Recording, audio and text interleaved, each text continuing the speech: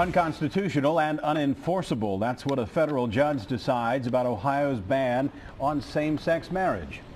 Good evening, everybody. Cincinnati-based Judge Timothy Black says the state's ban is, quote, devoid of any legitimate justification. Local 12 News reporter Jeff Hirsh joins us now live from the newsroom with what today's ruling does and does not do. Jeff?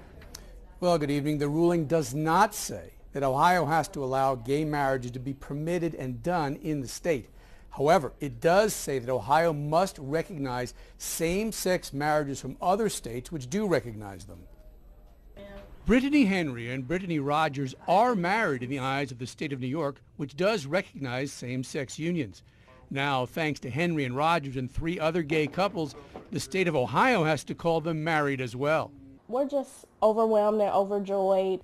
In a ruling with blunt and pointed language, Federal District Court Judge Timothy Black said Ohio's ban on gay marriage is unconstitutional and unenforceable under any circumstances. This is a sweeping decision. The decision, however, only says Ohio must recognize same-sex marriages from other states which allow them, not that Ohio has to let gay marriages be performed here. We didn't bring that claim. We didn't present plaintiffs that said we want to get married in Ohio. We only presented plaintiffs that said we're married, recognize our marriage. Still, supporters call Judge Black's ruling a huge step forward. Life's too short and cruel to keep people from loving each other. As I've often said, we got a lot of problems in society, but having too much love is not one of them. But the group which spearheaded Ohio's 2004 voter-approved ban on gay marriage says same-sex marriage backers are judge shopping. So they know that the public does not want this. So the only way that they can win is to force this upon the people through the courts. So they're going to the courts and they're finding liberal judges who are going to strike down marriage amendments. But Judge Black said unconstitutional laws cannot stand even when passed by popular vote. It's historic, it's amazing, it's incredible.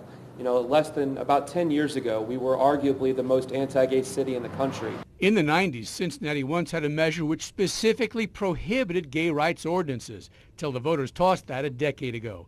Chris Seelbach is the city's only openly gay council member.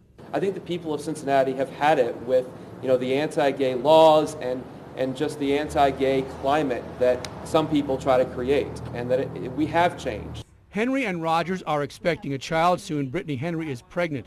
Both women realize their case will be appealed, and it could be years till a final decision. But now they have a judicial ruling to go along with their sonogram. I want my partner to have equal rights to him as I do as his birth mother. I don't want to be treated like a stepmother. You know, I'm not his stepmother. You know, we want to raise this baby together. The key issue in Judge Black's ruling allows same-sex couples to have both parents' names on a child's birth certificate. Ohio now allows only one name. But the ruling also lets same-sex couples married in the 17 other states and the District of Columbia which recognize gay marriage have all legal rights that heterosexual married couples have in Ohio, such as, for example, filing a joint state tax return. Back to you.